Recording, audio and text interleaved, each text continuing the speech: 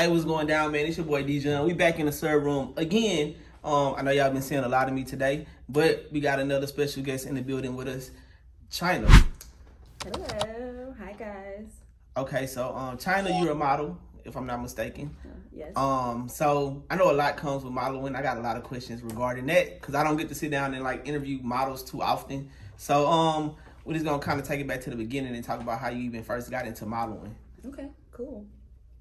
Oh, well, pretty much I always been wanting to model, been interested since what I was like 7 years old, and but I pretty much just got serious pretty much in 2020, and yeah, just quit my day job after that wasn't working out, and but I always knew I wanted to do this, and I always worked in fashion as a buyer, advanced buyer, so I worked in the industry on the business side.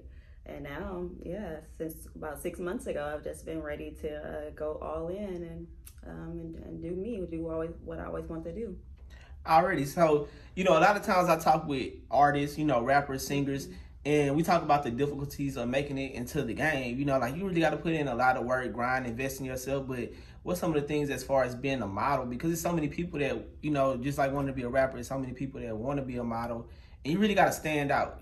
So like, what's some of like the things you go through like following that dream? Yeah. Well, I know the number one thing is being confident. Is if you're not feeling good, you're about yourself and you ain't about to be feeling like getting up and making yourself look pretty every day and taking care of yourself. So the most important thing is being confident. And because with this, it's a lot of work. You gotta, eat right, be on a very strict diet. You gotta drink a lot of water and eat well. So and just take care of yourself. So, and that's one of my challenges. Pretty much is just staying on it's pretty much staying confident because people can always bring you down, or that you can be on different moods, different energies from different whatever people or whatnot. So, but that's the most important thing is just being confident. Cool. So what kind of modeling is it that you do? Because I know you got like runway, you got print, you got fashion. There's so many different kinds. Which one do you go for? Yeah, actually, I go for more editorial and commercial modeling. So yeah, recently I've been working with like the Peloton. I did some fitness stuff with UFC Classic Gym, boxing gyms, and did some commercial work with them, and just and recently on some on the latest Walker Texas Ranger that's being show every Thursday at 7 o'clock on Central Time on CBS. So what it's like being a part of something like that, because everybody pretty much knows Walker, Texas Ranger, Chuck Norris, all that good stuff. So like even just to be a part of something like that, because it's a reboot, right? Yeah, it's a reboot. Yeah. So like just being a part of that, what is it like? Well, for one, just being able to get started in the industry, and this being one of my first projects in which it has been consecutive. It's pretty much a dream come true. I feel like it's a blessing every time I'm able to get on set and be around the main stars, Lindsay Morgan and Jared Pulaski. It's pretty cool. So it's almost like a dream come true. Okay, you always had like the modeling dream? Since I was 7, yep. Was there anything else outside of that you wanted to do? Nope. Just kind of zeroed in on that? Just pretty much zeroed in on this and just found a way to kind of work my way in because, I didn't know anybody that was pretty much doing what I wanted to do. So, it took a little bit of time, but thank God I arrived. Already. So do you have like any advice for people that's trying to like follow in your footsteps and pursue a career in modeling? I just pretty much say, follow your dream, do what's in your heart and whatnot, and pretty much that'll take you everywhere. Like, don't even listen to what nobody else got to say, or normally it's people close to you, but just follow your heart. For sure. So like, where do you want to take this to? Like, is it like a pinnacle or place that you're trying to reach? Like where you reach success with the modeling industry? Oh, absolutely.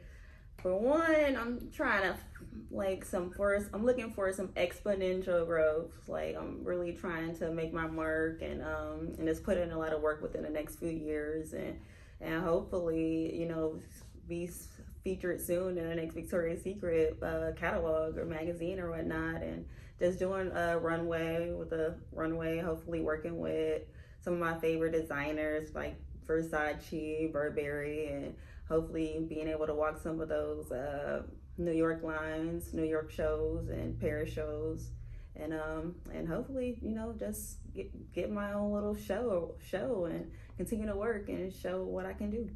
Cool. So what is like the process like even to try to even, be a part of a brand like a Burberry or Gucci? Like what is it that they look for when they going out doing their model searches and things?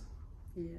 Well, I know you're looking for just confident women who it seems like the market is changing. They're looking for all shapes, different sizes, and of course, they like them to be on the more advanced side. They like them a little taller, possibly.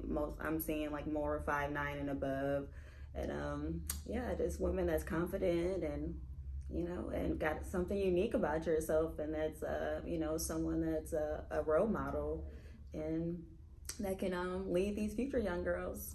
Okay, cool. So I always thought about this and wondered was it like a friendly competition, or was there like a beef or something like that? But when you see like models, like professional models versus like Instagram models, is there a difference?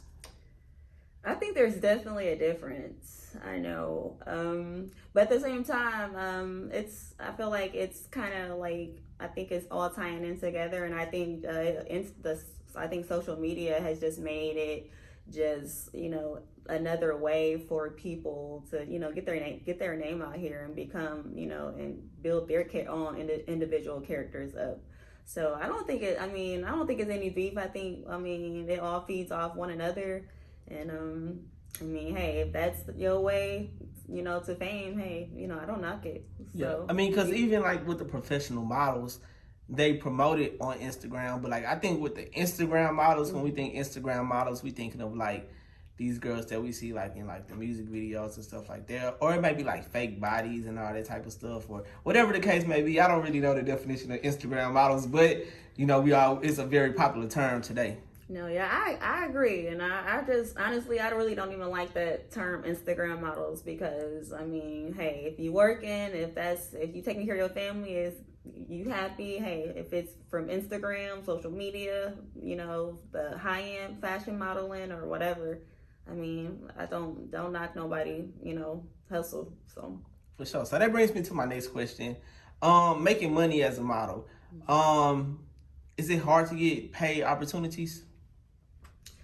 I don't think it is. No, not at all. As long as you actually sign with the agency and you have people, I feel like, working for you, because you can't do anything by yourself. And as long as you grinding and working, the opportunity is gonna come. And you practicing and working hard at home. And of course, like T.I. said, when opportunity meets preparation, it's yours. Already.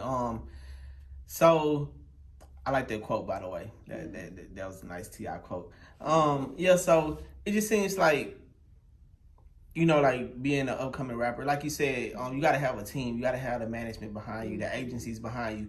Like when you doing music, it was a point in time where everybody wanted to sign to major labels. You wanted to get a record deal. Like that was the goal of music. Like you want to get a record deal. Now it's like you can do it independent. You don't need a record deal. Like you can just really sit at home and create a whole career off of music. With modeling, is it kind of similar? Like, can you do it independently?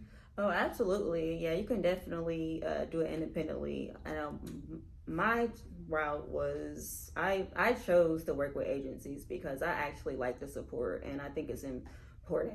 If I'm really trying to get far and work with higher end brands and just really get my name out here, so I felt that was the avenue for me at the time.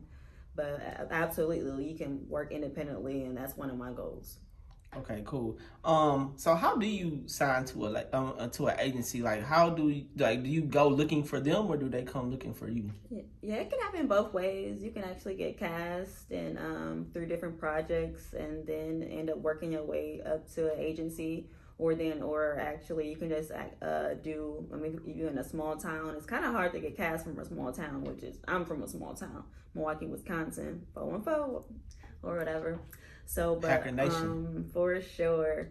But yeah, you actually but if you're in a small town or not able to get anywhere, I would recommend going into open casting, whether that's going to your local agency or pretty much since COVID, you can actually do it from home, your home, and submit, some nice little raw photos of yourself or whatnot. And they have a lot of websites like casting call websites and things like that. I don't know if they work or not, but I really wouldn't recommend casting websites. I definitely do your research and find like those pretty much top agencies and that have a lot of high views and high recommendations, and reach out to them first. And if they want to work with you, they reach out back to you. And but definitely be prepared, and hopefully you're ready.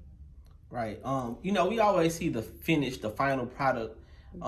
As far as pictures, we see the edited versions when they, basically perfection when we seeing pictures and things like that from models. But what about the work behind the photo shoots? How do you prepare for a photo shoot?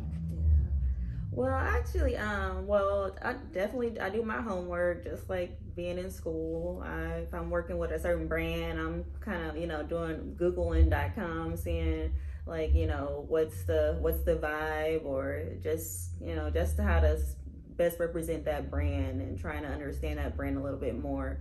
So that's one of the steps, and then just pretty much getting really good rest the night before, and drinking a lot of water, and knowing your lines, whether it's lines or knowing the choreography, whether it's walking in a show, and just practicing before you get there. And that's pretty much, and working out, of course.